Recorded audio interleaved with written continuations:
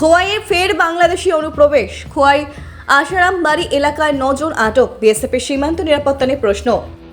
আশারামবাড়ি সোমবাইরা বাজার এলাকায় চাঞ্চল্য ছড়ালো। স্থানীয় সূত্রে জানা যায়, বৃহস্পতিবার রাত প্রায় 9টার দিকে এলাকাবাসীরা সন্দেহভাজন কয়েকজনকে আটক করে। পরে জানা যায়, আটক ব্যক্তিদের মধ্যে 6 থেকে 7 জন বাংলাদেশি নাগরিক এবং তাদের সঙ্গে স্থানীয় 2 সহযোগীও রয়েছে। এর মধ্যে একজন ভারতীয় দালালের নাম শঙ্কু দাস বলে জানা গেছে। বাংলাদেশের দালাল চক্রের সাথে তার যোগাযোগ রয়েছে। 2000 টাকার বিনিময়ে বাংলাদেশ থেকে ভারতে অনুপ্রবেশে ভূমিকা নেয় এই দালালরা।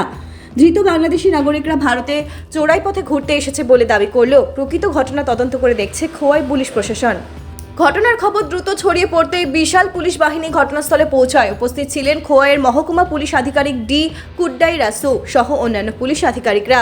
পুলিশ সূত্রে খবর, আটক ব্যক্তিদের ঘটনাস্থল থেকে উদ্ধার করে খোয়াই থানায় নিয়ে যাওয়া হয়েছে জিজ্ঞাসাবাদের জন্য। স্থানীয়দের বক্তব্য, রাতের অন্ধকারে বাংলাদেশি অনুপ্রবেশের এই প্রবণতা এখন প্রায় নিত্যদিনের ঘটনায় পরিণত হয়েছে।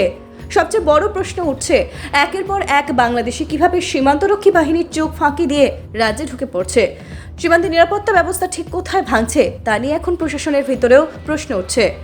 খোয়াই থানার পুলিশ জানিয়েছে, আটক ব্যক্তিদের জিজ্ঞাসাবাদ চলছে এবং তাদের নাগরিকত্ব সংক্রান্ত নথি যাচাই করে দেখা হচ্ছে। ঘটনায় গোটা এলাকায় উত্তেজনা ছড়িয়ে পড়েছে। তবে পরিস্থিতি বর্তমানে নিয়ন্ত্রণে রয়েছে বলে পুলিশ সূত্রে জানা গেছে। গোপাল সিংহের রিপোর্ট, আসাম প্রাইম নেটওয়ার্ক। বাড়ি কোন জায়গাতে? কোন দিকে আইছেন আপনারা? কিভাবে চুরাই পথে আইছেন? আপনারা কত টাকার বিনিময়ে আইছেন? 2000 টাকা করে দিছে। আপনার নাম কি? সুজিত দাস। হ্যাঁ, সুজিত দাস। কি কারণে আইছেন ইন্ডিয়াতে? বেড়াইতে আইছে। হ্যাঁ, বেড়াইতে আইছে।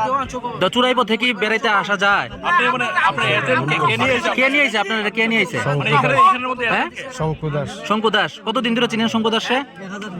শঙ্কু দাসকে তো আমরা চিনি না, আমরা ওই বাংলাদেশ থেকে যে দিছে ওই শঙ্কু দাস। বাংলাদেশ থেকে কে কে আপনারা? নন্দু। আপনার বাড়ি কোন কইছেন? হবিগঞ্জ।